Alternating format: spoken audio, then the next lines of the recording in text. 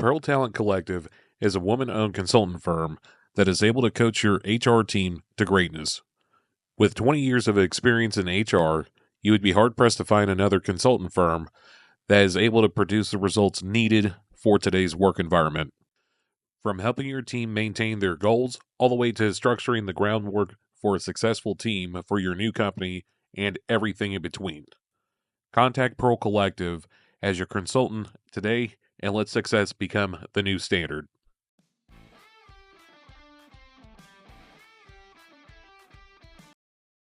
Welcome to the Intoxication Station. I'm Raymond, here with Justin Strickland and one of our good friends, Justin Payne. How's everyone doing today? Ready to drink. Hell yeah. Yes, thirsty. Been thirsty for a little while. Yeah. So, what we're going to be participating in is our little game that we have here at Intoxication Station called RNG roulette. Now, for those that want to participate at home, let's go ahead and pull that up. So, for the viewers that want to participate at home, here are some of the ground rules. 1, please have a total of 6 12-ounce beers or beverage of your choice. Personal drinks are okay. And for every person that's on the screen, you're going to have to take a sip or a drink of your drink. So with that being said, each person that would be participating would have to take at least 3 sips right now because, I mean, look at us. Now, with that being said, you take a drink or a sip every time a topic is presented. The host drinks. If a guest chugs a drink, if Strickland drinks, someone snort laughs. If Well, that's not fair. if someone opens a beverage, someone talks out of turn or interrupts the host. And number 8, if someone brings up an inside joke or reference. You guys are fucked. Oh, this is going to be a good one. All right. So with that being said, let's go ahead and start off the RNG roulette with number 1. If you could pick any time in history to travel to, when and why? Now, since being the host of the show, I'm going to go ahead and start off with my first drink. And if I had to choose at any point in history to travel to, I would probably pick around 1860, 1870, somewhere around that time frame. Because we have technology somewhat formed as the United States, similar to what we know today, but not quite all the places just yet. And I could still be in Florida where I'm at. Now, Strickland, what would you choose? Is this with the option of being able to come back, or I'm stuck there? Yeah, we can always come back to you. Give you a little bit of time to think. No. Like, if I go back in time, am I stuck at that point in time, or do I get to come back to the future? No, you get to come back to the future. Oh, then I want to see how they built the pyramids. All right. Fair. And Payne? Probably, I want to go back to like right before like the Library of Alexandria was destroyed because it had all of the world's history at that point in one spot. Mm-hmm. So you could actually learn like all the shit that we have to guess about. Right. Was there. That does make sense. It's also, in a part of the world where, like, I put me in the sun, I brown a little bit, so I'd mix in with the Middle East. Don't got to worry about any contradictions there. Hell yeah. I'm gonna get in too much trouble. And I think it would be really interesting to like the thing about building pyramids, but also just like the 7 wonders of the world at the time that they knew of, because you got to keep in mind back then they only knew of like 2 at the time. Mm-hmm. And it would just be really interesting to see like the knowledge that we get sprinkled into our education system when it comes to like Rome, Greece, but like basically how the Middle East formed everything that we get taught, because this is like right before all those times. Oh yeah, well, effectively going back in history to know more then than what we do now, effectively. I'm pretty sure your answer just made us look like dummies. Oh, yeah. Come on. Like, not gonna lie. That was the point. No, you made me think about it because you were like, I want to watch the pyramids be built. And I was like, damn, I would too. But I'm sure, like, I just know, like, the way they talk about that library is that it was literally, like, everything that was at that point known by, the dominating cultures of the previous, like, 3,000 years was there. Right. Mm-hmm. Yeah, that makes sense. And then in classic fashion, Rome decided, no, not on our watch, bitch. I changed my answer to your answer. They got burned down. I don't think that's how it works. So, It'd be cool to see the pyramids actually being built, because all you'd be able to do, from my point of view, is read about what happened. You'd actually be able to see it, and you'd finally get all the answers that Joe Rogan so desperately wants.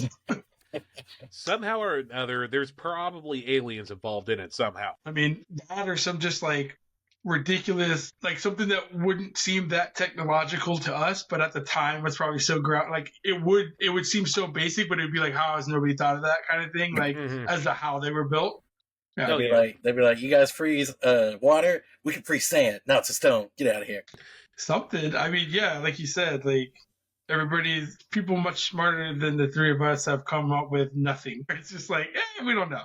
Oh yeah, it happened. In all reality, they just dug it up. It was already there. I mean, yeah, that's not a terrible. That's probably as best theory as you're going to get, no matter what way you decide to try to research it. Oh, it's yeah. like, no, they just found it. It was already there, man. All right, going on to question number 2. Wait, I got to crack a beer. No, I'm going to stop. Getting a beer. All right.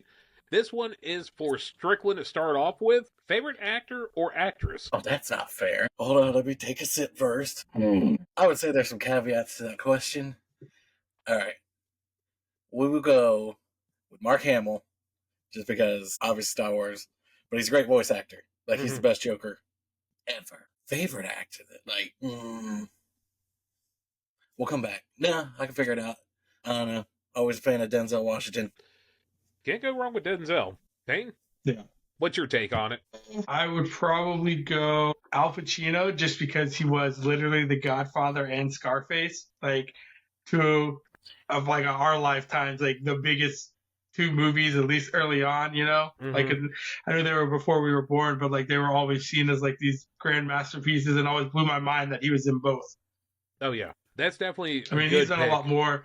It's a hard question. That's a hard question. Like Strickland said, to narrow it down. Like, if you were like, what's your favorite comedic actor? What's your favorite, you know, if you went more like genre or even like age, because like, I mean, I think of it in terms of like Strickland was trying to do like acting, but when it comes to voices, it always like the first voice that always pops in my head is Morgan Freeman, just because it's his, you know, like he's got the voice. But like Mark Hamill's a really good one. He's done so much voice acting. Because I think he wasn't he in Avatar: The Last Airbender too? Wasn't he like Ozai? Yeah, he was Ozai, the king. So he's such a good bad guy voice. Even though he played Luke Skywalker, so it's funny. Just the balance of the universe at that point.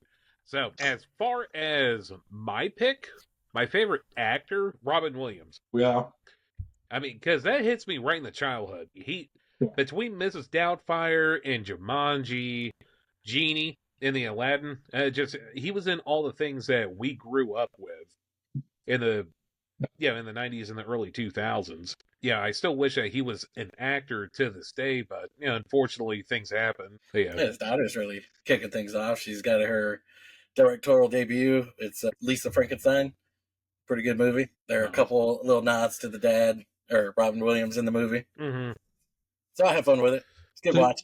So you got me thinking, like, kind of a tangent, but it's on the same kind of thing. Is like, what's your feelings on like remakes? Because you said the Genie, and it always makes you think of like, why did they make Will Smith do that? Because like Will Smith is great, pre slapping Chris Rock in the face. Everybody thought he was amazing still, and then like, but it's like, why? Why do you? There's certain things that like I think generations before us would be like, you don't touch. And, like, for us, it's, like, Disney movies. Like, why are you remaking Disney movies? Oh, yeah. Well, especially with them being classics when they first came out in the 80s, early 2000s. Yeah, honestly, I think it's because no one has any original content out there. Like, no one has an original thought anymore. And they all want to improve on the classics when some of them come out okay, but nothing's going to beat the originals, especially when it comes to older Disney movies. That's like the big fight in Hollywood right now, because you've got like the Netflix and the Hulus are like, we don't need writers. We're just going to use AI to come up with our scripts. And it's like, right. But like, if you didn't have the writers, you wouldn't have like, and it's not even like an original idea. Like the US Office isn't original. It's based on a UK show, but like the writing on it was what made it unique, not the situation. Like, yeah, it's in an office and all this, but like British humor and American humor is so different. But I know that that's like a big argument right now.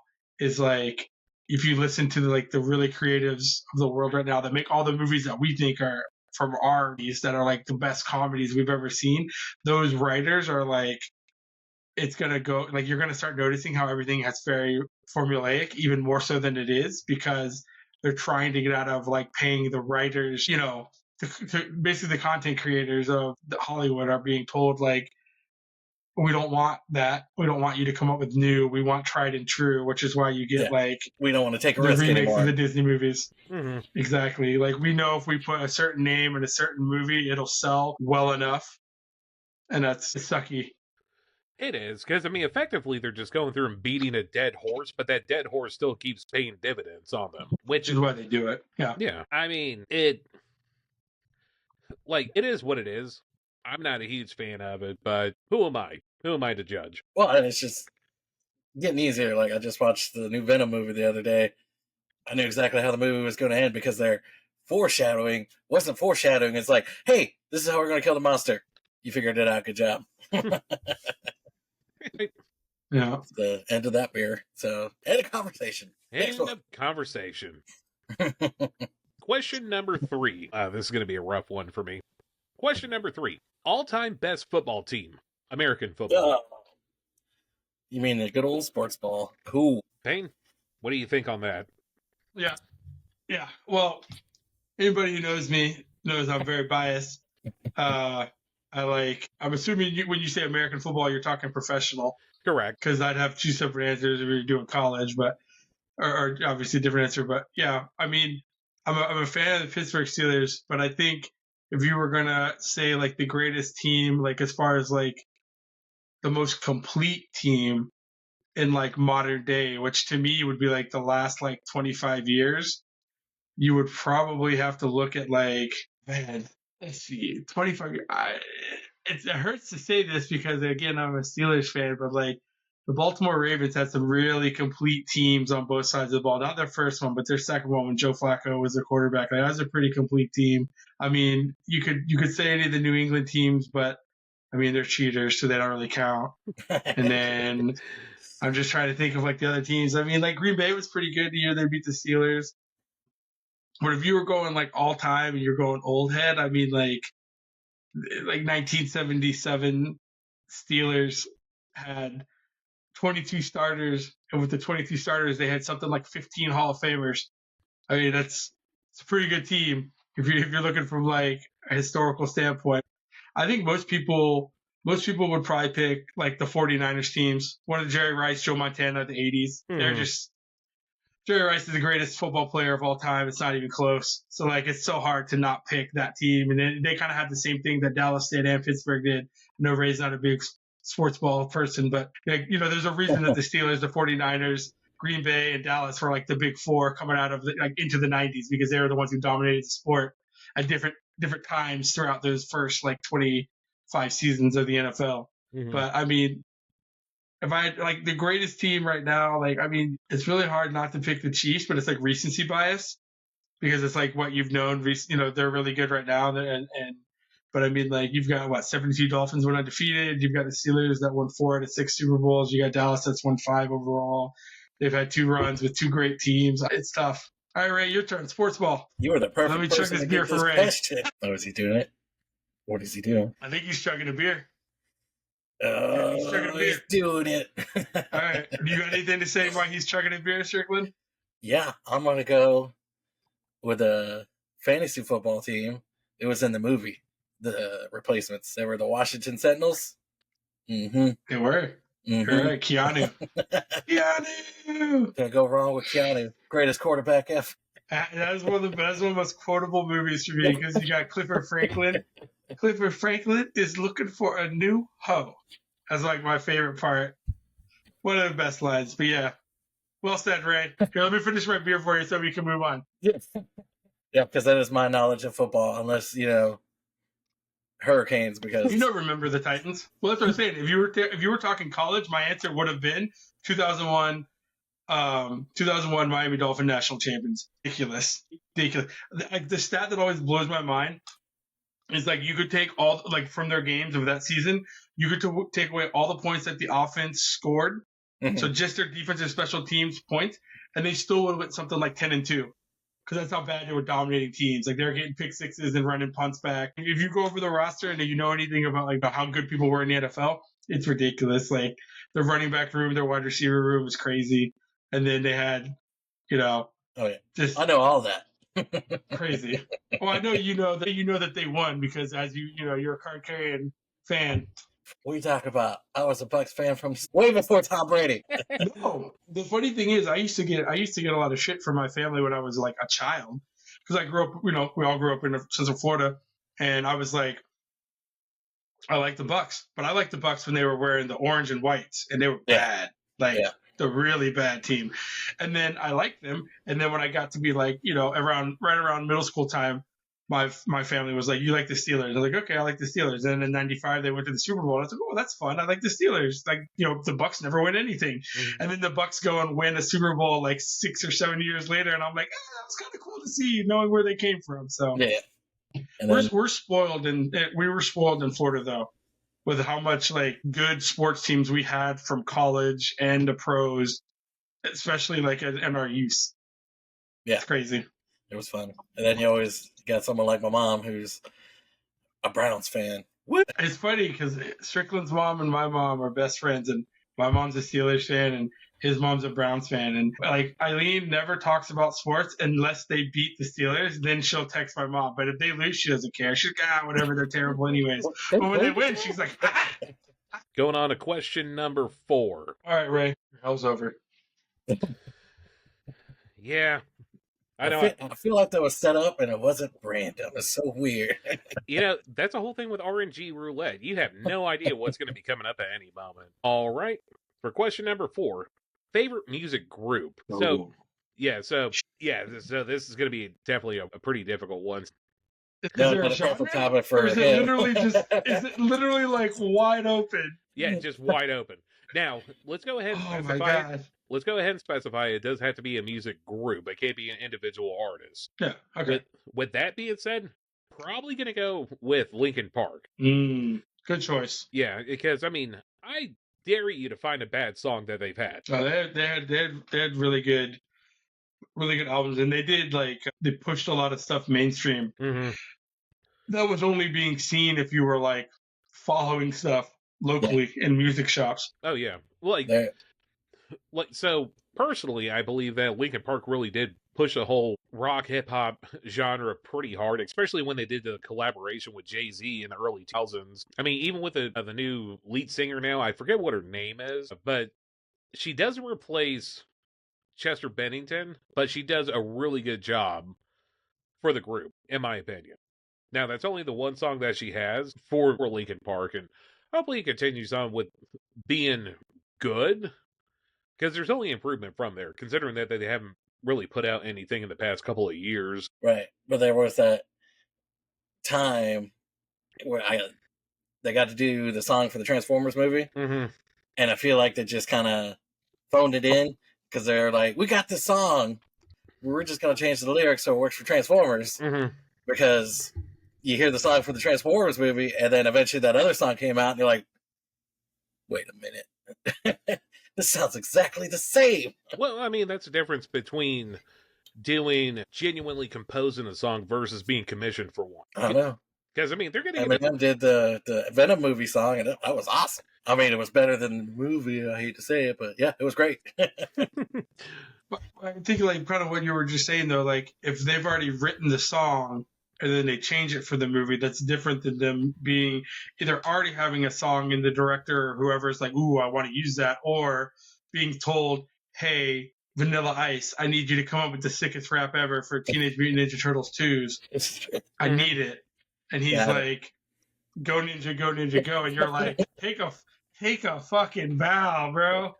Talk about going so Linkin hard Park in the was paint. Ray's answer. Mm-hmm. Linkin Park. Yeah, right? No reason. All right, Strickland.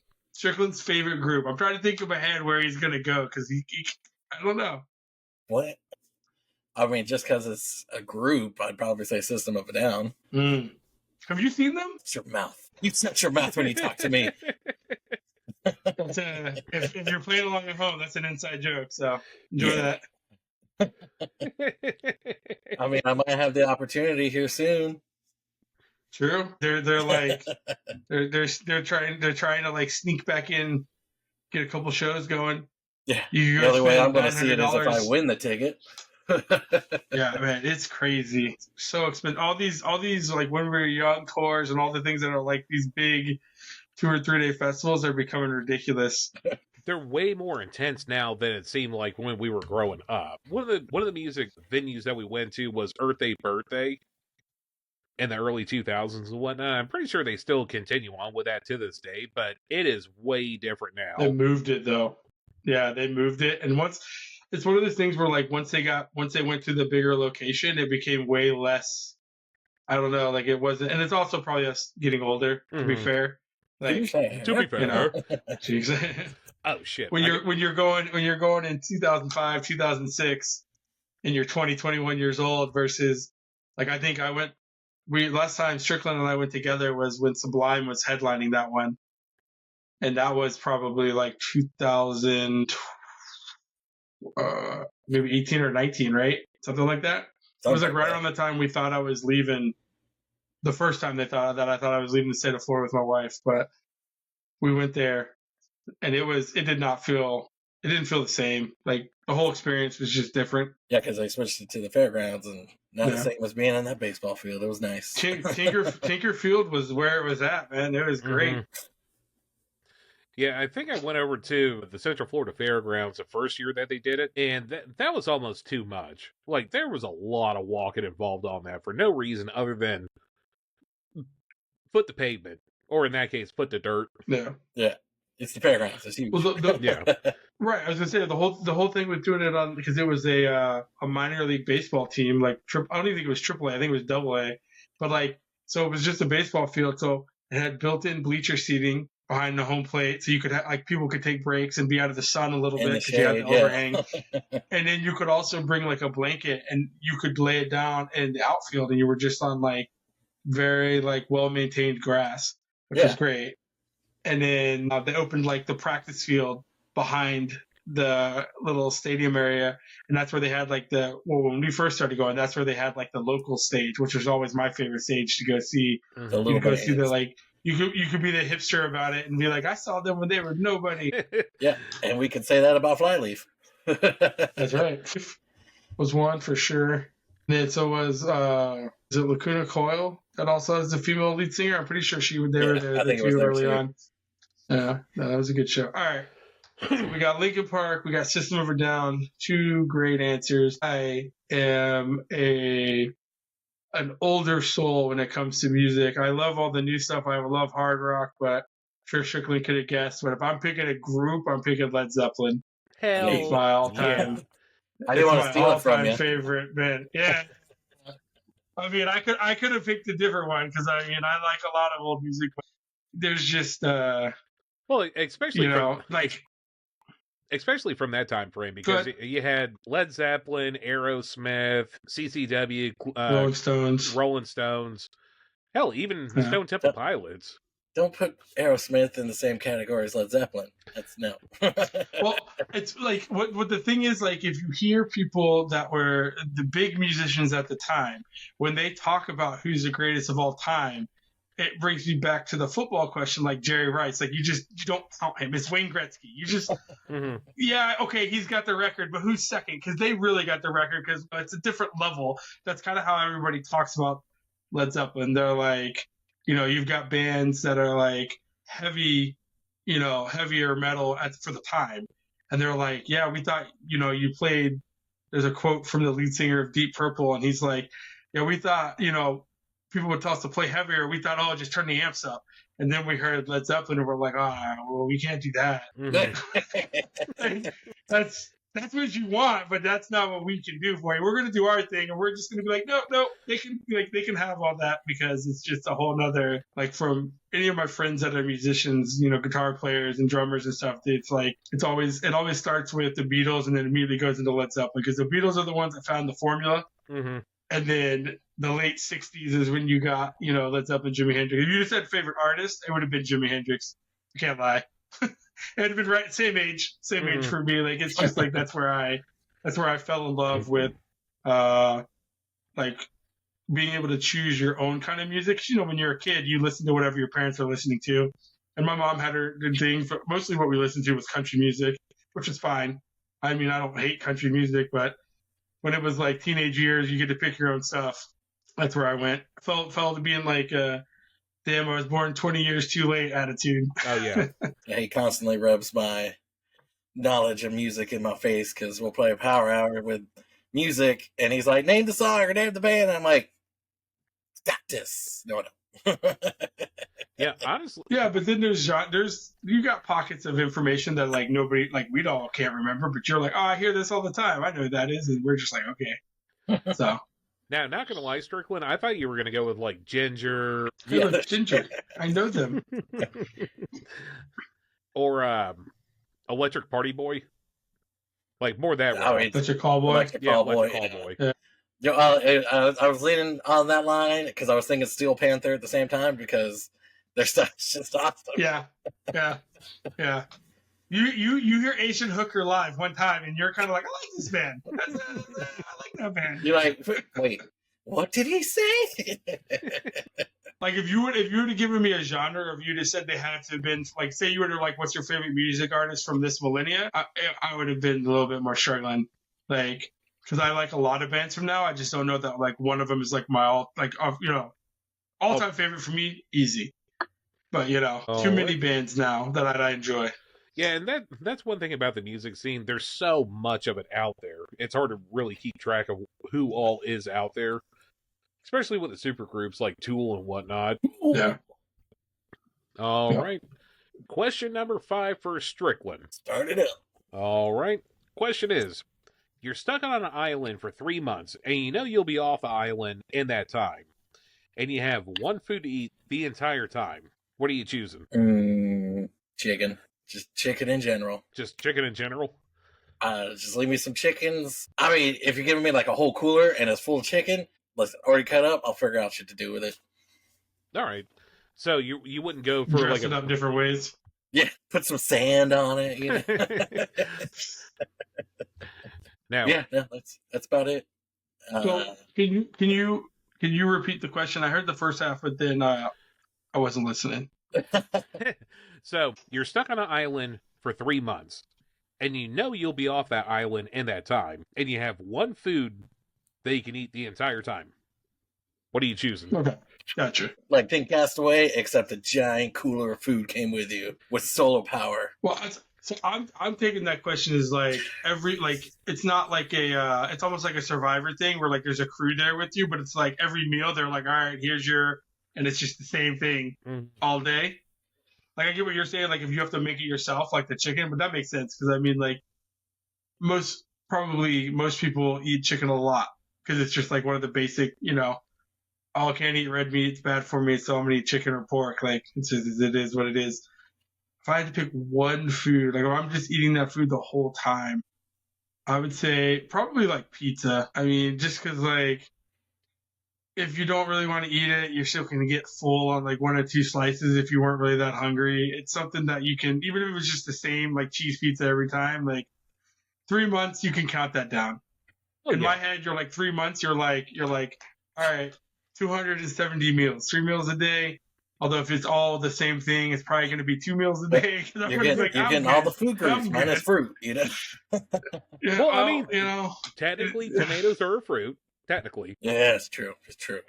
So, I mean, you are hitting all the basic food groups. You're hitting all the complex carbs, proteins, and stuff like that. So, not a bad choice. Oh, it's not healthy. It's not healthy, but it's... I'm not saying that it is, but I get where you're coming from at the same time.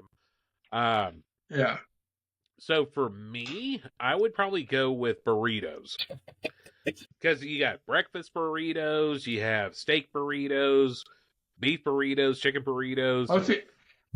I wasn't even thinking about like it just has to be the same type of food because then pizza really works because you have breakfast pizza. Oh yeah, and you like they make it with like because they sell them in the store where it's like scrambled eggs and bacon. Like I'm not saying it's good, but it's edible. Oh yeah. Yeah. Oh yeah. And Well, it's a break. It's a break from pepperoni and pizza. Yeah. right. Bagel bites counts as a pizza. Make them in the morning, make them eating, make them at supper time. That's right. I've been with this man to eat burritos, and I've only ever seen him give up on one burrito. Over in California, oh my God, that burrito was the size of a newborn infant. That thing was massive. It was delicious. And I wish I could pronounce the name of the place that we went to have it. I know it was some Taqueria. They were known for having the state of California's best taco, something like 10 years in a row. And I had that taco.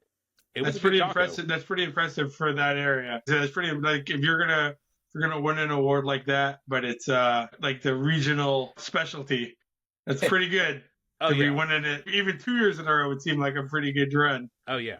No, 10 years in a row. And holy shit, second best taco I've ever had. First one being in Laredo, Texas, but I think that was more out of like dire hunger than anything. But we're going to do a quick intermission. We'll be right back. Welcome back. We had to do a quick beer intermission. Payne, this question's for you. Going on question number 6. God damn it. Pretty. All right. So, best coach of your favorite team, college or professional? Go buy a lottery ticket. Okay. Hold on. I gotta take a sip. I'm drinking from the wrong beer. That's the side beer. I gotta open the new beer. God dang. Okay. Shit. Well, all right. So here's the deal. In my lifetime, there's only been 3 head coaches of my professional team that I enjoy, which is the Steelers. You got Chuck Noll, you got the fucking steel chin, and then you got Mike Tomlin. I mean, for me, to see Bill Cowher and Mike Tomlin both won 1 each, but I mean, Chuck Noll won 4, and he's like the blueprint. He's like the Mr. Miyagi, the Yoda of like everything that they've done in that city. So I would say him. But if you're going college, then I would have to say Bobby Bowden, just because he was the only coach from Florida State. I mean, Florida State and Auburn are the teams that I really enjoy from college. But I mean, Auburn hasn't had a coach with anywhere near the coaching legacy that Bobby Bowden did at Florida State. So it'd have to be. I'm not going to cop out and say Chuck Noll, somebody who probably, I think he quit coaching when I was like 2. So we'll go with Bobby Bowden. Nope. Is he gonna do it again? All that sports ball knowledge. Who made the rules of this game? It's stupid. You could have just made it up and Googled real quick, like, I don't know, University of Florida football, because Steve Spurrier, great, love that guy, he's my favorite. That's the thing. I don't even know what to look for on the Googles. Your best college football. You could have said Nick Saban from Alabama and been like, boom, I know you don't know any of this stuff, but like, these are like, nobody would have challenged you on this because they're just like big names in coaching. I don't know if Strickland knows football coaches, I'll be honest. I don't think he pays attention that much to the sports ball. I got one. You know who I'm going for. Well, that's one more than me. All right, let's hear it. Ditka. That was not who I didn't think you were going with the 85 Bears. I'll be honest. I thought you were gonna say Don Shula, since he was like the legendary Miami Dolphins coach, and you're a Miami guy. Like I wouldn't know that. Come on. He literally is the most winningest NFL coach of all time, and he coached for your franchise. You're like, you know what, Bears? Yeah, Bears. The Bears. Well, I did Google them while you were talking. I was like, I could go with him. I mean, I know nothing about either one, but Ditka's fun to say. True. But there's a stipulation. I'm glad you brought that up. Yeah. It's a good skit. It's a good skit. Yeah. All right, coming back to me. For question number 7? Question. Yeah, I did 7, but question. What's up? I'm supposed to finish this beer before we switch, right? I have to finish this beer? Is that the deal? Because it's my question? Yeah, it's his question. So, I mean, we can stop right now if you want, but if you want to keep going till your beer's empty, you can keep going. No, it's not that. It's I thought I had to finish this beer before we switch. That's why I was asking, because I was like, well, give me like 5 seconds. Can I at least chug it? I mean, you can if you want to. Yeah, no, I thought that was the rule that we're kind of going for. We talk until the beer, whoever topic it is, the beer's empty. It's okay. I know. Ray has struck out on my turn twice now, so Yeah. that's okay with me. Fucking twice. Ray, set yourself up. You keep going, but you may have to repeat the question because I'm going to finish my beer for you. Hey, fair enough. That works. So, for question number 7, the bank made a mistake in your account and they have cleared an extra $10,000 to you. What is the first rational move? And what is your first irrational move from that $10,000? So, for me, rational, I would have to say for, let's see, 10 grand in my bank, everything's cleared, no takesy backsies or anything. I would probably have to go with the responsible thing, pay off any debts I may have, be cleared out. Yeah, even if it is that donut all across the board, like I have nothing else in my account, but all debts are paid for. Oh, absolutely. Like, just to have the financial freedom to have nothing and legit not be stuck with anything. Now, first irrational move, that's a lot easier. I would find the biggest shitbox vehicle out there and just do incredibly stupid shit with it. I don't know if you guys are aware of the K trucks out of Japan, but I want one of those. I want one so bad. Like, I irrationally want one so bad.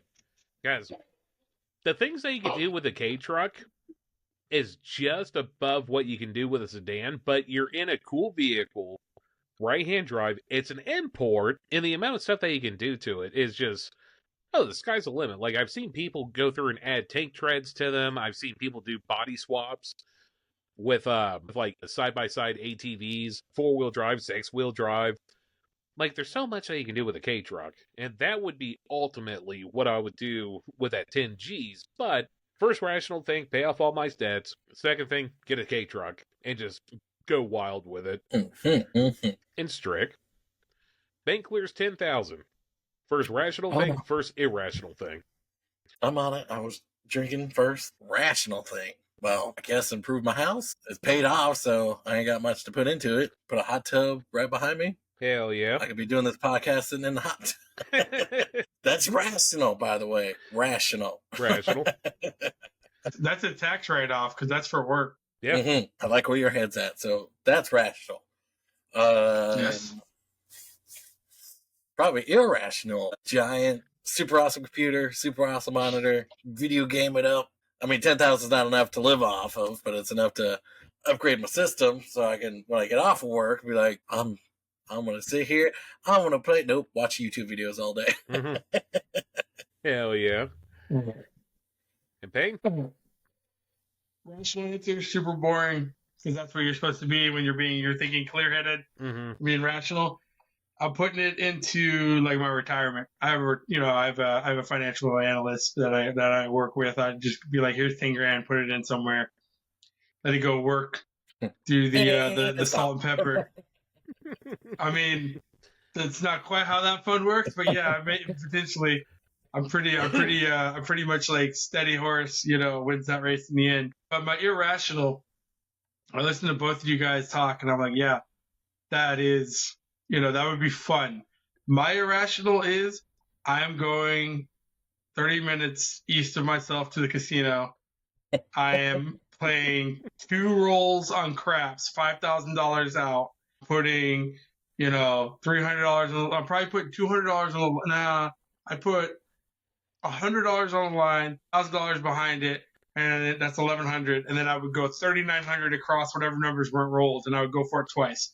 What I would try to do is I would try to roll 4 times, and then I would pull all the money off the table except for the pass line and just roll the rest of the way. Because if I could do it twice, I'd turn that 10 grand into 20 grand if I hit the right numbers. That's what I would do, because I'm an irresponsible gambler all day, every day. And ultimately what would end up happening is even if I won, I would go to the blackjack table and I would play, $5,000 hands of blackjack and be like, we're gonna turn this into generational wealth. Someone try to talk to you, you'd be like, no, get out of here. I would go straight to the pit boss and be like, you're going to open a table for me and I'm going to gamble 20 grand and nobody's allowed to sit here with me. You're going to put the reserve sign up and you're going to give me a dealer and they're going to be my buddy. We're going to play some blackjack. You're going to be like, here's a list of my friends.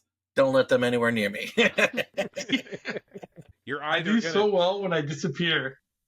You're either when people are like, that's what Strickland's getting to is like when friends are around or like my wife walks up and I'm gambling, all of a sudden it starts going downhill. When I'm by myself, I'll disappear at like 1 o'clock in the morning and I'll disappear and I'll come back and I'll be like, oh man, I just, I had a really rough night. I only won $8,000 tonight. Like that's happened so many times. They'll come to me and be like, hey, guess what, Strickland? I got enough to get my washer and dryer. I'm like, fuck you. Like, I was at the bar drinking White Russian, so I guess I won too. So who's the real winner?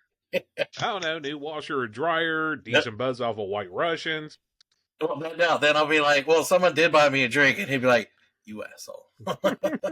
Well, the thing is, like, we have, in our casino trips together, which aren't that many, because Strickland's not a big gambler. I am definitely a big gambler, but he is a big fan of free drinks. And there's been many of times where we're like, I'm like at a blackjack table and it's like a $50 or $100 minimum table. When you're in Vegas, you can drink for free anyways, but Strickland's not gambling.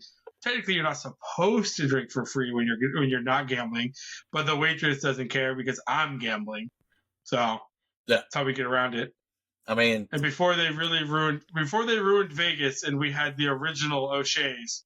Yeah, that's that was the greatest venue. I did turn $5 that you gave me into $90, and I won $8,000 for a newlywed gay couple. And they're like, "We're paying for your drinks all night," and I'm like, all right. I'm just sitting. I came up to Strickland and he's just sitting at the bar with lots of dudes. And I'm just like, what's up, buddy? And he's like, oh, they're buying my drinks for tonight. I wouldn't have a bunch of money. I'm like, oh. Yeah, we're discussing how they're going to open up a cupcake shop. Ain't nothing wrong with that. Ain't nothing wrong with that at all. That's good. I mean, where's the question that says, what's your craziest Vegas story? Because I mean, we got some of those. We've lost a couple soldiers on the way, and people have gotten. Nobody's lives has been ruined though. On like a pink flamingo. Nobody has ruined their life in Vegas on our watch. So that is something I can't say. Good for us. I mean, Reggie tried really hard. If it wasn't for my non-Florida friends, we'd have never found that man. He's gone. Gone. And for anyone that is participating, that would be a drink for you guys. Okay. What? All right. So, question number 8, I believe. Going to Strickland. I just practiced one. Sure. Cracking it. All right. What song best resonates with you? Good question. It is. Well, you can go with Payne's version of myself, that I'm a 15-year-old girl trapped in a 40-man-year-old body, and it would be, an Olivia Rodrigo song. Veggie and cool. She says, fuck. At least one time. I mean, recently, I'm always a big fan of Post Malone, but recently it's Jelly Roll, because that man he touches the soul. Touches the feels. Mm-hmm. You said what song? Did you say what song or what lyric? No, you said song, right? Yeah, so song. It would right? Be, okay. I'm Not Okay. That's a great song, and it's like, he knows me. It's like he's been down this road before. But I'm thinking about it, and I'm like, it's one of those questions where it's like, who's your favorite group, or who's your favorite band? Mm-hmm. Depends, like what you're feeling. Like, are you in a good mood? You in a bad mood? All that kind of stuff. I mean, I would say there's songs that didn't pre having kids really bother me or like hit me in a certain way, but I do now, because it's like you get it more. You have that, like, I have a son, I have 2 sons, and or just being a parent in general, versus like, songs that maybe hit you when you were younger.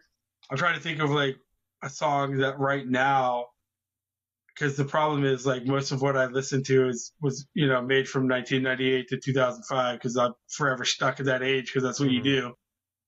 Man, it's hard to pick just one song. Like I said, it depends on the mood. So I'm just trying to, like, in my head, I'm like, all right, general song. And just from like a fun aspect, I had to look over there to think about it, because I'm just like, man, I'm stuck on this. But I'm going to go for the fun answer. If I was going to pick one song that I really enjoyed and I feel like was a good, and this is probably more of like a party answer, would be Mr. Toby Keith's Red Solo Cup. You I can't like go it. wrong with Red Solo Cup. Yeah. You cannot go wrong. Freddie Mac can kiss my ass. I mean, every time he says it, it hits me. Especially when you get It's older, you're like, I know what that means now. Yeah, but then you're like, all of a sudden it's relatable. You're like, hey, you know what? Yeah, he can't. Freddie Mac kiss my ass. The whole thing, corner to corner, edge to edge, all of it. That's right. Yes, get it. Yeah, no. That's my like. I think that's more of like my silly answer. If I was gonna go for like a real like one song, if it's like time to like, if I'm overthinking or if I'm in that mood of like I really want to listen to the lyrics and stuff, going back to my favorite band, Led Zeppelin, it's probably Since I've Been Loving You, which was like one of the bluesiest classic songs of just like heartache you'll ever hear, and that one. Mm-hmm. I've watched a man cry. I've watched a man be happy. I mean, there was a bottle of Jack Daniels involved, but I seen him with my own eyes. He was in the backseat of the car, just belting out just the opening like guitar riff, and he was like tears. Good answers. Good answers. I would have to say my song that resonates best with me would be Bob Seger, Night Moves. Yes, It's a good one. that is a great song. Great, like, just I think that's a song you hear, depending on the number of drinks you've had, it puts you right in a certain mood right away as soon as you hear it. Automatically. Because years ago, I was an over-the-road truck driver, and I would play that song going through the open desert of New Mexico or Arizona or whatnot, and it would just resonate so hard with me. In later years, I found out that he was talking about riding a motorcycle, not on a semi-truck, but, I mean, message still applies. Just Right. every time I've heard it as an adult, when I was a kid, I've always thoroughly enjoyed that song. And it just really does resonate me in years past, or in years present anyways. But Well, I mean, I got one. If you want to get deep, I can't listen to it without freaking crying now. Because, after Kim died, I hear it and it's just like, nope, turn it off. I can't cry right now. And that's Evanescence, My Immortal. Every time I hear it, it's just like... takes a breath right out of you. I think of that, and I think of like the song, like you said, like if I want to listen to a sad song, I'm going Johnny Cash, Hurt. Every time. Yeah. That gets you in the field. It's so hard because it's like less than 6 months after his wife passed away of like 50 years, and like himself, I think he only lived like maybe 3 or 4 months after he recorded the music video, but just like you can just feel it, like you can see what he's going through in his eyes and how he's just like, you know what, this shit, like basically like none of this shit's worth it anymore. I'm good. Mm-hmm. She's gone and I'm out. And I think that's like, it's one of those ones where like a lot of people could hear that song and just be like, okay, all right. Like it's just this very, very direct in what he's feeling. And then again, like knowing like that he was like, within 4 months of the end of his life, like he was feeling it some sort of way when he lost his, partner from so long. Oh yeah.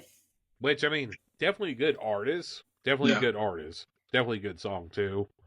Especially when you hear the Nine Inch Nails version, you're like, what? Rando as hell. All right, on to, I don't know much of a better topic, but different topic nonetheless. Payne. Me? Yes, Payne.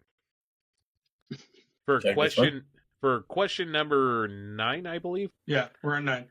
Okay, so caveat: you don't have to mention names, but of all your exes, which one would you marry? Gun to your head.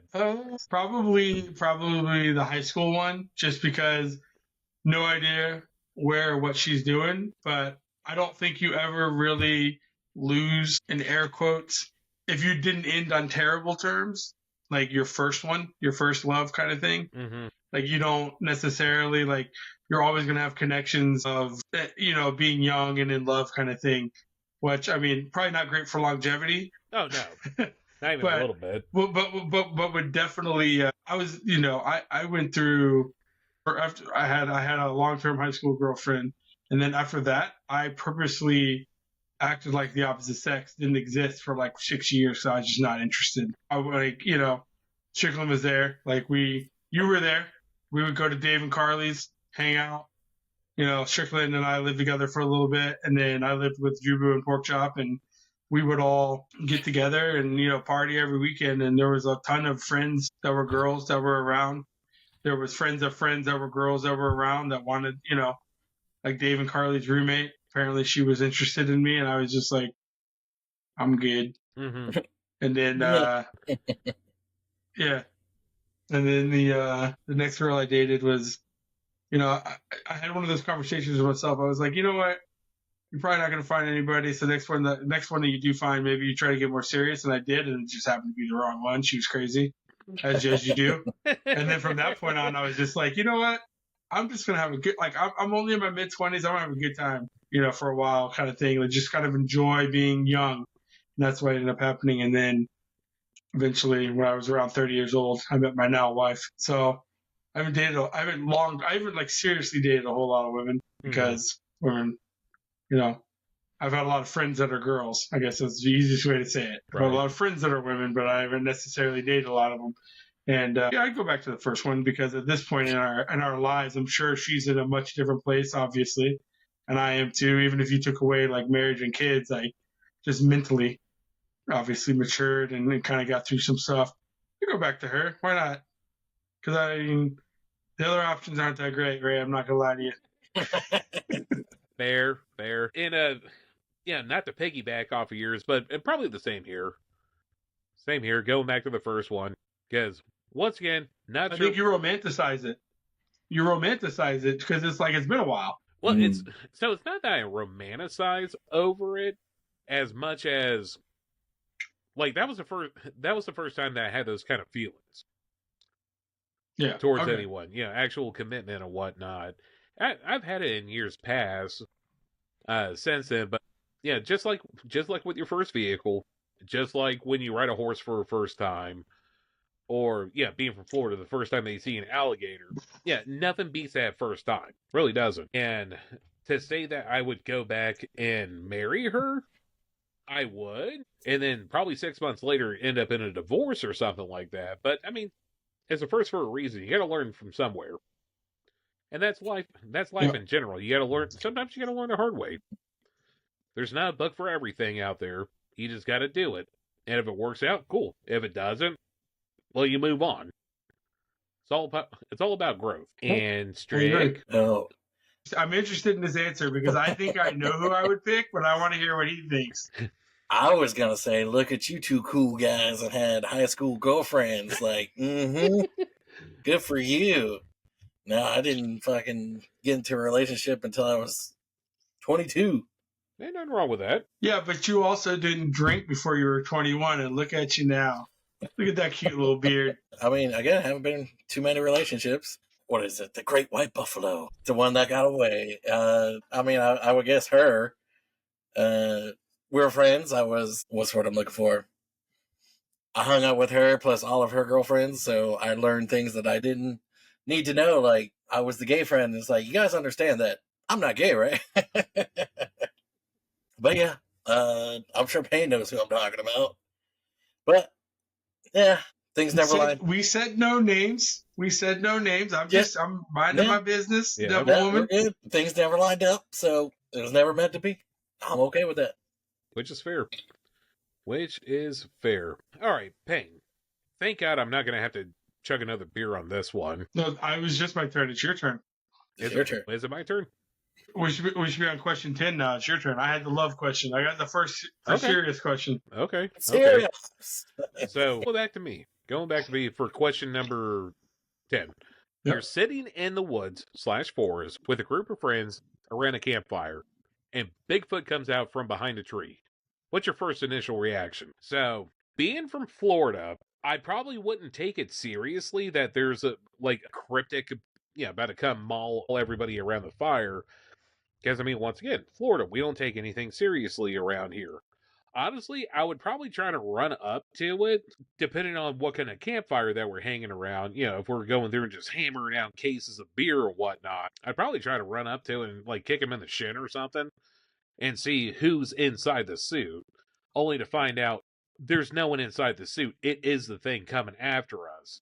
and then probably And you just kicked it in the shin. Yeah, I just kicked it in the shin, making things way worse than what they could have been, and effectively ruining a pair of pants, and trying to run as fast as I can before I pass out from like a heart attack or something and getting eaten or like mauled to death or something like that. Like that would be more than likely that's what would happen to me, depending on the campfire. Now, if everyone's just chilling at the fire, no excessive drinking or anything, I'd probably run like a little bitch the other direction. I mean, that's where the safe money is. Strict? Mm-hmm. It depends on how he walked up. If he was charging, I'm out of there. But if he was just like walking through the forest, randomly happened on my campfire, and he's not showing any aggression, obviously I'm going to have a beer. So I would be like, slowly push that beer, like show him how to drink it, pop it for him, maybe put it down, see what he would do. You never know. He might like the beer. Let me tell you guys about the time I got Bigfoot drunk. I shit you not, he bought me a beer at the end. That would definitely be your luck. I'm just thinking of Strange Wilderness and when Bigfoot came out and they shot him. And then they did the video where they tried to make it look like he hung himself.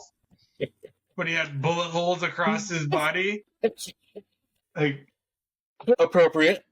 I feel like that's what most people from Florida would do. They would shoot first and ask questions later. Oh, absolutely. Especially if you're in the middle of the woods. To me, like, I got follow-up questions, but obviously this is just a blank scenario because my follow-up question is, what woods are we in? If I'm in the woods around like where we grew up, I'm going to assume it's just a really tall, hairy guy. But if we're like in like the national forest or if we're down closer to like the Everglades, then I think, the classic line of like, I'm about to pull out my 9 and bust a cap in this pig's ass, it's probably more appropriate. Like you said, are we drinking? We're just because if we're not drinking, just in case the law is listening, then we would have guns. But if we were drinking, we definitely wouldn't have guns because we would never do that. Oh, yeah, because law-abiding citizens and what have you. As we all are, especially being from Florida where we always listen to the rules and the laws and the, carrying decisions that people tell us are real and we're like, yes, they are. Oh, yeah. We always agree with this. Yeah. So, I mean, like, for me, in all honesty, though, like, I think what Strickland said, if I'm sober and I see, like, something that looks like a creature just, like, walking up into, like, where the campfire is, I'm judging how fast is it? Can I get to the car? Who am I with that I really care about? Yeah. Is Who it am I all leaving these behind? people? Am I alerting somebody? Is Jubu there? Am I kicking his fucking legs up before I start running? Because I'm like, get him. But I mean, like, but if we've been drinking, then like, I think if it was a hostile intent and we've been drinking, we're just the game's kind of over at that point. Like nobody's really gonna give them that many two shits. Mm-hmm. Like it's Florida, man. Like I don't even know. Like obviously we're in the woods and the beer pong table is set up, and I'm just thinking of like when we were like I'm trying to think of like a situation where like we're at a campground versus like we're like actually like in the woods. Yeah, like you know what I mean? Like because there's two totally. Yeah, there's a little bit of different, but I mean, like if you grew up like going to the national forest and hunting and stuff, like I don't know, I wouldn't think too much of it. Like I said, like more than sight, it would be smell. I would assume it was a bear because I'm gonna assume this thing smells like piss, like bears do, and that would probably be my first like idea. Even if I was drinking, I'd be like, everybody, shut the fuck up. I'm listening. I'm listening for heavy ass breathing to know if it's time to tell y'all to run. Did you hear that? But so, Payne, you bring up a great follow-up question. It depends on the location and who all's around. Because if you're in a campground and that happens, chances are it's some dude just trying to yank somebody's chain on scaring the kids, especially around Halloween and whatnot. But if you're in a national forest somewhere, there's no witnesses over there. And I'd be damned if I'm going to hang. The game warden's only getting there if you shoot within like 5 minutes. So if you're quick, you're already gone. Oh, yeah. Nothing but ass cheeks and fucking tire tracks. Especially if it's not. See, now I've got all kinds of questions. If it's the middle of summer and I'm at a campfire, that's not even hunting season, game warden's at the fucking house. Chill. Oh, yeah. He don't know what's going on now. Well, so that. And they don't wake up for gunshots in the summer. So with that being said, to specify, you live currently up in Michigan right now. which that could be something that Right. people would do up in Michigan, go into the forest during the summer months. Being that Yeah. Strickland and I are down here in Florida, if you're in the forest during the summer months, you're probably high off of methamphetamines, looking for arrowheads in the middle of like the Ocala National Forest I or was something literally like that. just thinking, like, you are like, if you've ever heard of the Ocala National Forest Rainbow people, Oh yeah, which are like the hippies, but they're like more hardcore than like what people most think. They're dangerous people. mm-hmm. They're probably more close to like, oh man, what were those people? What's the name of the people that are like from Romania, but they're like, they live in like the UK and all those movies where they're just like, The gypsies. they're not hippies. Gypsies. Thank you. Yes. Yes. That is what the rainbow people are. They're called the rainbow people because they do fucking LSD and acid, and then they paint themselves all kinds of colors. So like they got the name back in the day of the rainbow people, but they are dangerous people. Oh yeah. Because they are, the only way that they make a living is by robbing, stealing, those kinds of things. They're just like, and I don't know how much they're still around because I'm going off knowledge of like 1996, 1998. That was the biggest danger. Like Bigfoot, yeah, all right. I think that would be the problem. Bigfoot would show up and you'd be looking at him like, all right, bitch, whatever. But then you see some naked painted dude walking up, you're like, oh, we gotta go. We gotta go. It's time. We can dodge bullets. Party's over. Party's over. Because as most people from Florida know, if somebody's high on meth, one bullet does not stop them. Oh no, that is a super bean in itself. Like meth's not going to stop that, or bullets aren't going to stop them. Stun guns aren't going to stop them. Pepper spray not even going to phase them. Nope. And yet people want to move to the state of Florida. That knowledge is out there on the Googles. Yeah. Strickland told me about that show called Florida Man, and I started watching it, and I was like, man, this isn't even like a fake documentary. This is just real life. Oh yeah. this is just every day waking up in the state of Florida. Like, yeah, no, that happens. No, I mean, all of it checks out. Now, was it the TV series Florida Man, or was it the documentary Florida Man? TV series. I think it's a TV series on HBO or Max. Because Netflix had one, and they had some, I forgot who they had playing it, but every thing that they did on that show, par one for the course, whoever did the research on that, scholar, absolute scholar. Yeah. Because there wasn't anything in that show that I haven't seen in person, which isn't saying much because, I mean, Florida Man shit is a real thing. I mean, that is a very scary entity. So, like, pull the curtains back a little bit. So the reason why Florida Man exists is because of something called the Sunshine Laws in the state of Florida, right? Where everything is public the moment it happens. If you get arrested, it's public right away. I used to work at the Florida Department of Law Enforcement, and we used to get every morning you would see like funny mugshots and stuff, right?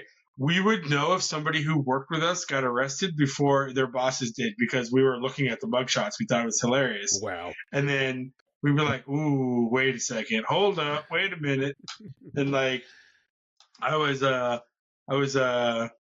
mid to high level person at the agency at one point.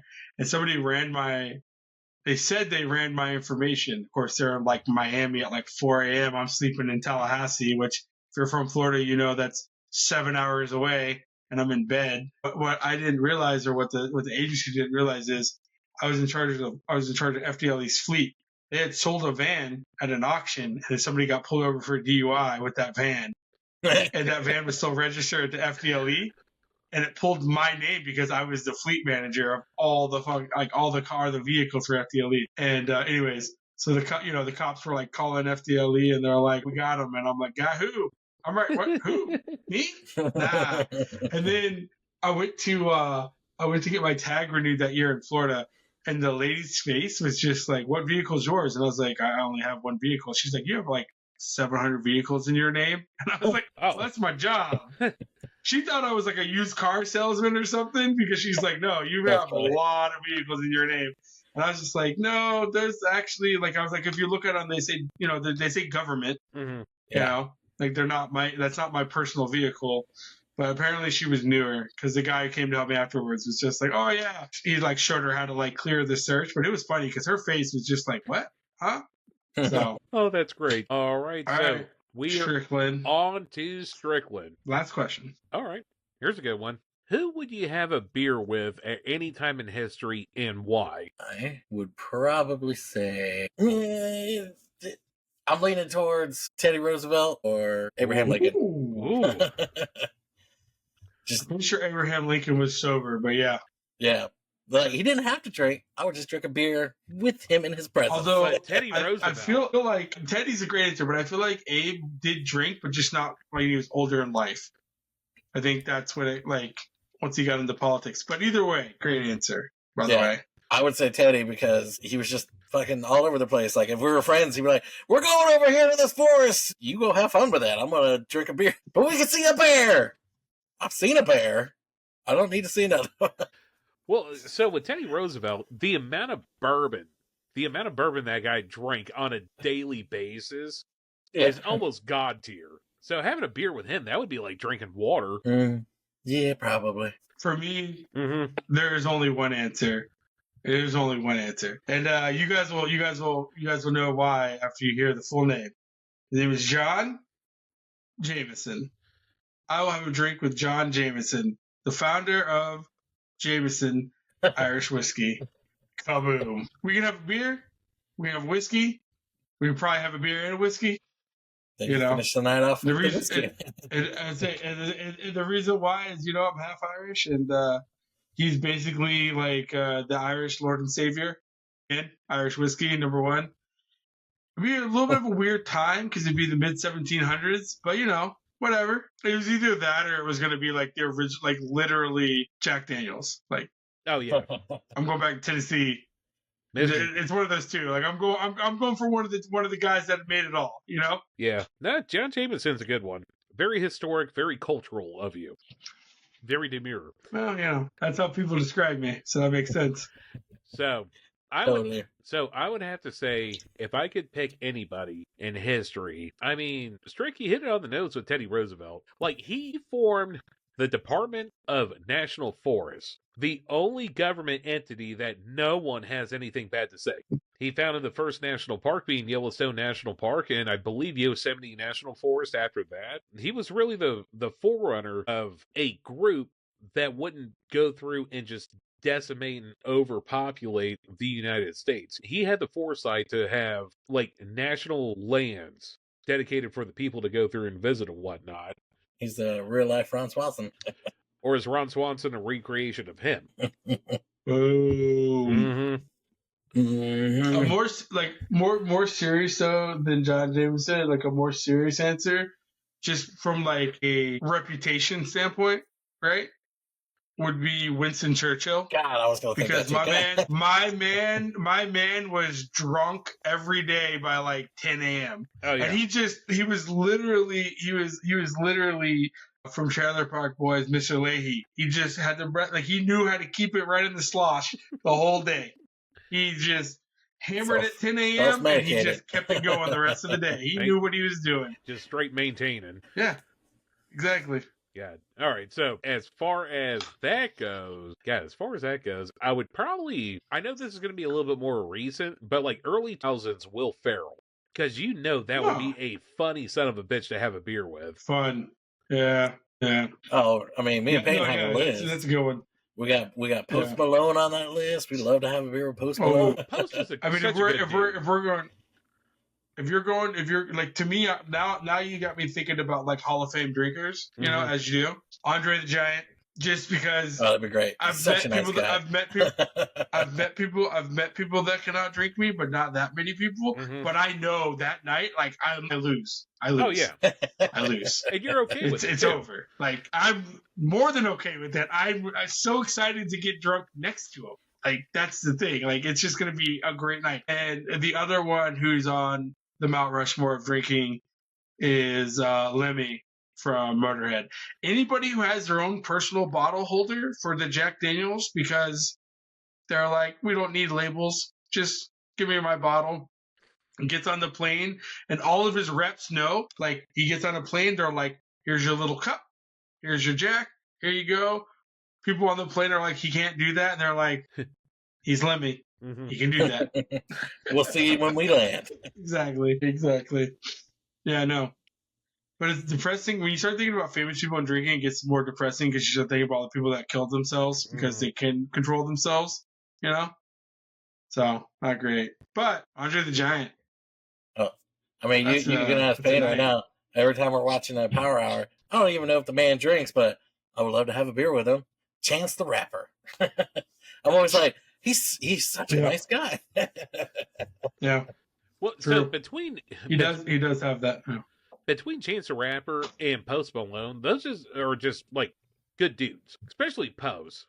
Like Post Malone, he just exudes good dude status.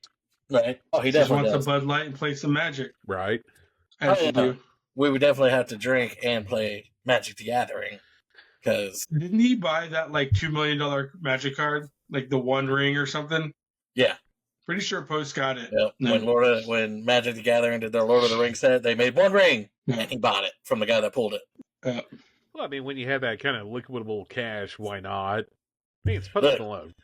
I bought a couple of those packs in hopes that I would pull it and be like, look, you can buy it from me, but I prefer just like bring me out there and have fun with it, and I'll give you the card. That was my hopes. You take the money and you ask for the trip. All right, don't be stupid. Okay, yeah, no, I would. You do both. And I'm like, if he's like, I'll give you $2 million, be like, how about 1.5, and we hang out for like a weekend. That'd probably be my answer, yeah. But you also have to bring my friends, and then you fly out like 3 or 4 friends. Yeah. Obviously. So the real question would be, who's the third person? We didn't set a number on, the people that I would bring with me, but obviously it'd have to be Payne, and then my other friend Brad, because he's in deep in Magic the Gathering, and he likes Post Malone.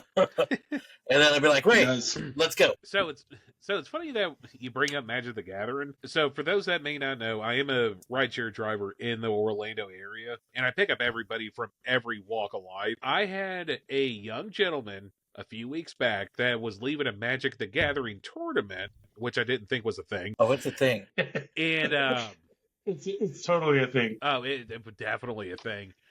And Friday Night Magic. It's a Friday night tournament league pretty much every Friday. It was absolutely a thing. And well, I asked him how his day was, and he explained in explicit detail exactly everything that happened at the Magic the Gathering tournament that he went to, or that I picked him up from. That he lost at? Oh no, it was an hour-long trip from where he was playing at, because he was playing at like a brick-and-mortar place, to his house, and I heard all of it, unprovoked. Yeah, sounds like a good trip to me. Oh yeah, well, I mean, so if I knew what Magic the Gathering was prior to that, it would have been a great trip. But since I had no idea what he was talking about, I was very much so lost in the sauce on that one. And yeah. Yeah, with me, I would have been like, well, are you a tournament player or are you a commander player? I'm with you right there, Ray. That's where they lost me. Like, I know what Magic is. Like, I know it's a card game, but I don't understand the formats and all the things. And Brad tells me about it a lot because he does weekly different things that they do. And I was like, oh, that's cool. I understand. That's my answer, right there. Yeah, I understand exactly what he's talking about. And Payne's like, I know he's trying to speak to me. Well, exactly. So, real quick, we're going to do a quick intermission for another beer trip. We'll see you guys in a second. And we're back. All right, gentlemen, we are in the final stretch. We have our last and 12th question for the evening. And that question, I already did that one. Reroll. Ask me the football question again. No, I don't want to. I don't like sports questions. No, hold on. Every reroll, everyone takes a drink. That's true. Social for the boys. All right. Question number 12. Last one. Aliens show up, and it's up to you to save the human race. What's your strategy? Take a little sippy sip. You got to think on that one a little bit. So it's up to me to save humanity, which tells me that they're hostile. I think you just follow the script of Independence Day. You get Will Smith. You get Oh man, why can't I remember the dude's name? Jeff Goldblum, Jeff Mhm. Goldblum, yep. Zaddy himself, and you tell them to fucking figure it out. Yeah. Not even There's a in their computer character, I code think going. that works. just them as people. You just tell, hey, Yeah. Mister. No, it's not a movie. I'll be like, I didn't realize you guys made a movie in like '95 that was going to be a documentary. So hey, guess what? Get out there, champs. Yeah, you No, guys I don't are. know. I mean, like honestly, it would be tough because I'm assuming like we're boned if they're aliens, but at the same time, like maybe they're just aliens, but they're not like expecting us to be ridiculous because we are ridiculous Mm-hmm. as a species.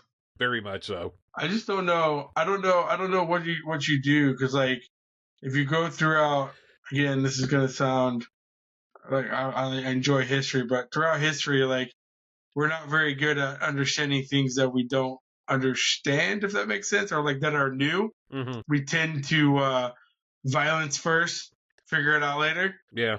So I feel like that would be the humankind's response. Would be we're probably gonna just fuck that up. Like bad. Which why I think my original answer of Will Smith and Jeff Goldblum is brilliant. Like you guys are both very fucking wealthy. You fucking figure it out. Just throw money at the problem. It'll work itself out eventually. Why not? So, as far as what I would do, first things first, I would have to see if they're technologically being placed there. Like if it's a hologram that's being based there, like if there's any actual beings of sorts on said spaceships, or if it's all being controlled from like galaxies away or anything like that. Because at that point, I would just get in contact with anyone that can send out an EMP that direction. Who that would be, I have no clue. But if there's no physical beings Probably on Russia. board, yeah. Well, I mean, Russia was going to come up on conversation at some point or another. But Well, I'm just thinking like if people that have EMP, because that's kind of dead technology now. mm-hmm. And by dead technology, I mean like the ability to like you could set off an EMP, but like the ability to like actually disrupt things, kind of a little bit more difficult. As To get opposed- close enough is what I mean, you know. Oh yeah, Mhm. getting close enough. Like, I don't know if anybody's got the ability to shoot it into space. Well, so with a nuclear blast, it sets off an EMP by itself. You just have to have Right. the nuclear fallout that goes along with it. So Russia, once again, would be a plausible question. Or a plausible answer to the question. And if there were beings on board that made the travels all the way over here, so from a diplomatic standpoint, I would try to get in contact with him, try to translate language barriers and whatnot. Realistically, I would just go about shooting like really big explosive shit at it till they all fall out of the sky. Independence Day. That's what I'm hearing. Oh yeah. So my plan. Let's do it. Hell yeah. Hell yeah. And Stricky, what would you do? I got a couple answers for this. If I'm like, because I live in the middle of nowhere, let's say they land in front of my place and they're like, "Are you the leader of Earth?" I'll probably say yes. They're either going to shoot me or take me away, and I'll take care of it. So what you're saying is you'll take one for the team. Strickland's just looking. I would say Strickland's just looking for that alien, Strange. He's just like, hey, what's up?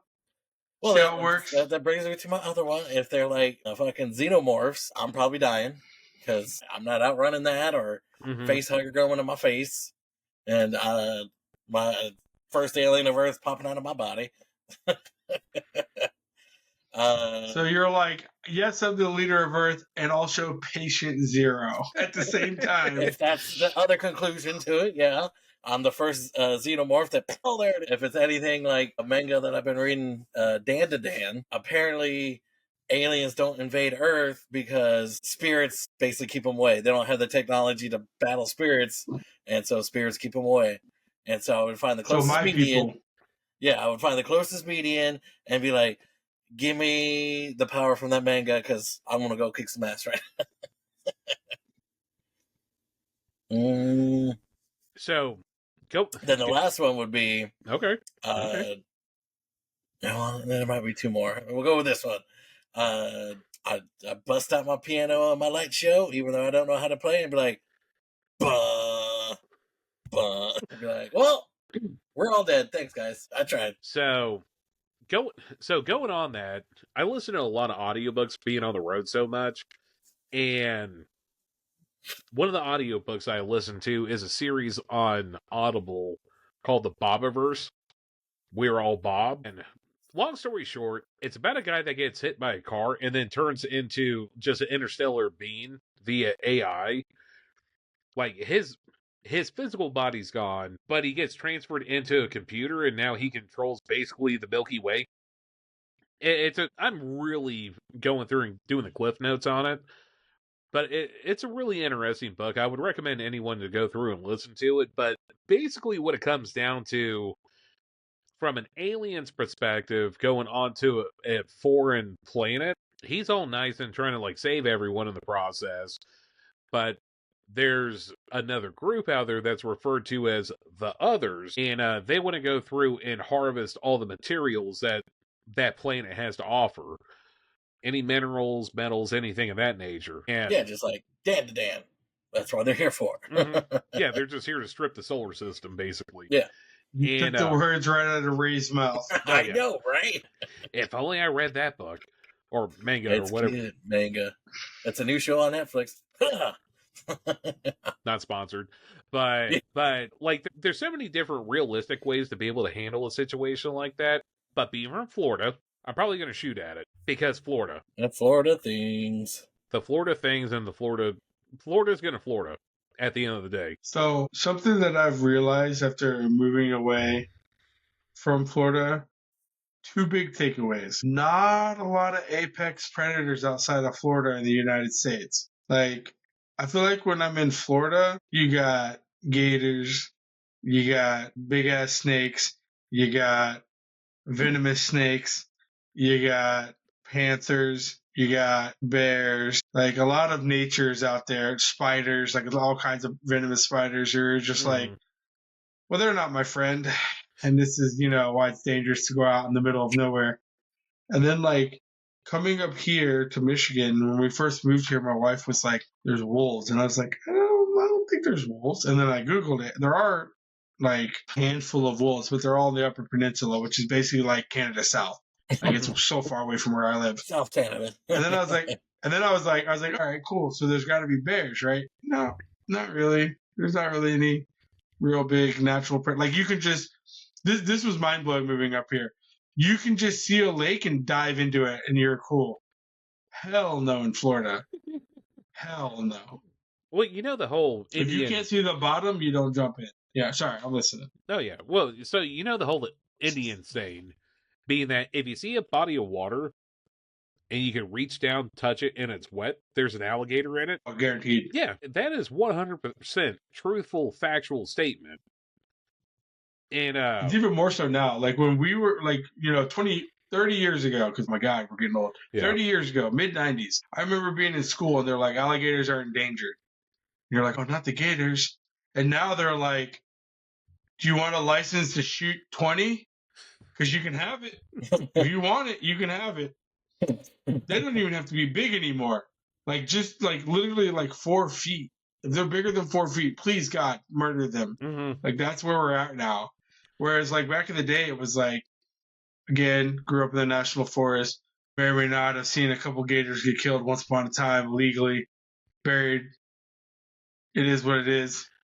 But it's so funny now thinking about how like it went from, you can't do that to like the government will pay you to do it now. Yeah. Because they can't even get enough people to go out and clear the lakes. Mm-hmm. It's crazy. Where we're at now. Like, I guess, way to go, biologists, but like maybe not with that particular creature. Yeah. We're good. So it's funny they bring up the whole gator thing. I'm in talks with a few people that I would like to interview with, and they would be absolute gold mines for the channel. Because I personally know the first woman gator trapper in the state of Florida. Like, she was the first woman to ever get a license to be able to hunt alligators back in like the 1970s, I believe, maybe early 90s. And I also have a lead on a gentleman that is very well known for getting smacked in the face with head, with an alligator tail after capturing it being rendered unconscious afterwards. And he actually is a licensed gator trapper in the Central Florida Ocoee Winter Garden area, and has been doing it for years, being a licensed trapper and whatnot. And my God, that guy is hilarious to talk with, just because of the random shit that comes out of his mouth, and it makes sense, but you have to really think about it at the same time. Like, dude would be a gold mine on here. So, I don't know if you've heard this question or this what people were saying online, where like you ask men like, what apex predator do you think you could fight and win? I don't think I could fight it, but I think I've seen enough, and I've dealt with live gators, that aren't like trained. They're just wild gators. Enough of my life where like, if I had to remove a big gator, let's call it a 10-footer, right? Mm-hmm. Which like people will tell you, oh, there's 15-foot gators. There's not 15-foot gators. The biggest one they've ever found in the like recent like 20 years was like just over 13 feet, which I'm not saying is small, but like 15 is, that's, it is what it is. That's stretching the truth a little bit. Like a 10-foot. Well, you get like a 10-foot gator, big enough that it could kill you, right? Mm-hmm. Like, I mean, I guess technically like an 8-foot gator could kill you, but most of them would be scared of you because you're roughly the same size as them. Like, they don't see you as prey. They see you as like, what the fuck is that? Mm-hmm. But if you get like a 10-foot gator and they're coming at you, like, I feel like I watched videos where people like try to like do the trapping and shit. I'm like, why are you trying to do the trapping? You're not trying to trap this bitch. You're trying to get him the fuck away. And then I watched a video from like, they say it's from Florida, but it's not. It's definitely from like Louisiana or Mississippi, where there's like a grandpappy out there cooking on a fire, and a gator comes up on him. He grabs a frying pan and just smacks the shit out of that gator on top of its head. And the gator's like stunned, and he's just looking at him like, bitch, get the fuck away from me, and hits him again. Like, I'm not, like, I would never be dumb enough to be like, I'm going to jump on this animal's back, and I got it. But, I mean, I've seen enough where, like, if they charged you, it's funny, they used to tell us, like, how to dodge, like, you run in, like, zigzags and stuff.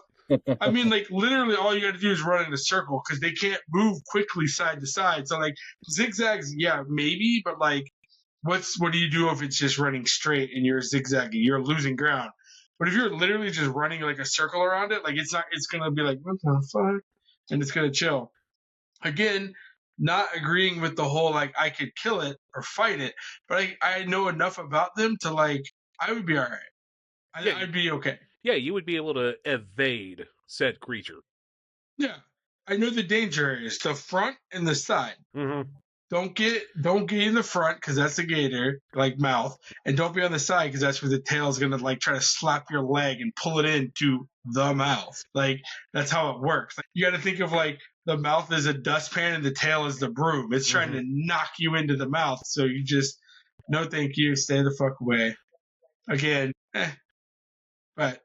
I love the people that, I don't know if you've heard this yet, going back to that conversation about, like, people that think they can fight an apex predator. They're like, I could fight a bear.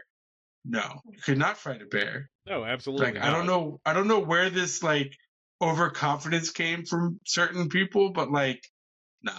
It's even like a less dangerous for us bear, like a 150-pound black bear. Like, it's still, stronger than you and has teeth and claws, and you don't. And yeah. Well, especially depending on the time of season, because if it's before hibernation, they're trying to get all fat and everything, so they may be a little bit more docile. But after spring, when they wake up from hibernation, and they're hungry as fuck. Mm-hmm. And they're going to try to eat for two everything. Things. They're looking to eat, and they're looking to fuck, and that is it. Oh yeah. And they'll fuck you up to get something to eat. Yeah. You almost said exactly what I was thinking. I was like, and they'll fucking eat you. Yeah, a lot. Outside. Boom. Made it. Well, gentlemen, do you want to go for a baker's dozen and do one more? I'll do one more. Suppose I could. All right. What? No, I'm not doing that one. I am not doing that one. It's a foosball question, guaranteed. It was 100% a sports question. I'm not doing that one. Well, all right. Might as well end it on that one. Well, I mean, I want to partake in this. So, question for bonus round for anyone that is participating at this point. Bonus question would be best video game growing up. Wow. Yeah. This is a good one. He already knows my answer. He can answer for me, but go ahead. Yeah. So, as far as my favorite video game playing up, I'm gonna have to go OG. I'm gonna go Super Nintendo system, Super Mario World. Yeah. Great answer. Yeah, Can't go wrong with it. I mean it's a good one. Graphics were Super Nintendo, but back then, I mean that shit was like amazing. That didn't have to wait for load times. Didn't have to have internet connection. Yeah, not like any of the games nowadays where you have to have the best internet connection out there. No, all you got to do is throw a piece of plastic into another piece of plastic, and you can play anywhere. Hell, you barely had to use cable coax to be able to get the picture on the screen on the fatback TVs from way back when. I do miss the simplicity of the red, white, and yellow wires. Oh yeah, the RCA cables. It's true. Oh yeah. Don't have to. I don't know that I ever remember anybody saying one of those cables failed or broke. Oh no, because I don't think. Yeah, I think unless your dog ate it. Unless you're Strickland. Strickland has the story for everything. All right. I didn't What's have your a answer, story for it. Strick? I didn't have a story for it. I'm just saying. No. Unless your dog ate it. I'm just saying. What's your answer to this question? I think I know your answer, but I'm going to let you answer first. And then I'm going to be either happy or sad when you say it. Well, I mean, the first video game that blew my mind was Legend of Zelda. Oh, fair. Fucking knew it. God damn it. Fair. I know my friend. I wasn't a big reader at the time. I knew how to read. I didn't apply myself to it. And when I played this video game, I'm like, oh, there's words on the screen that I got to read kind of fast, or I'm going to miss it. I need to know the story. And then that got me more into reading because, eventually when the newer stuff came out, like Final Fantasy VII, you got to be a good reader or you're going to be like, I'm just hitting shit. Why am I playing this game? Just missing everything. You need to know why you're hitting the shit, all right? All right. I'm very confident that Strickland knows the answer, so I'm going to let Strickland try to answer for me, and I will confirm or deny. Go ahead. Final Fantasy VIII. Yes, that is without a doubt the greatest video game that's ever been made. It's not even close. It was a game that, like, when it came out, it was the reason you would buy a PS2. It is the only reason you would buy a PS2. And this is one of those games, like, when you got it, it came in like the double CD layer thick case because there was 4 discs. There was 4 discs you had to get through. Holy and shit. It is, I remember when we it was Strickland, his brother, and myself. We watched like just the intro to that video game. And it's so funny thinking about it now because you gotta keep in mind this was like 2002. Just seeing the water for the first time that didn't look like pixelated squares moving as water, mind-blowing. It looked like real water. And now you think of like, a myriad of video games, or you think of like, the one where you're like a pirate and it's just like, it actually looks like water. But back then, Assassin's Creed. Is that one, but there's another one where like the whole thing is like you're living on a ship. I just don't remember the name of it. It doesn't matter because, yes, thank you. The thing with Final Fantasy VIII is the graphics were fantastic for the time, but for me, it's like Star Wars or Lord of the Rings. The music was crazy good. It's a video game. It's a little video game. It is a first song for opening scene that definitely stuck with me for the last 22 years. Good answer, Strickland. Yeah, 2002 was a long time ago. I'm not gonna lie. Well, gentlemen, it's been fun. I do appreciate you guys logging in, getting all set up for it. Payne, thank you for taking time out of your day. No, it's fun. Thank you. Oh, yeah. Now, for anyone that is following along, we do appreciate you guys participating with us. This is Raymond from the Intoxication Station with Strickland. Payne, thank you again. You guys have a good one, and we'll see you all next time.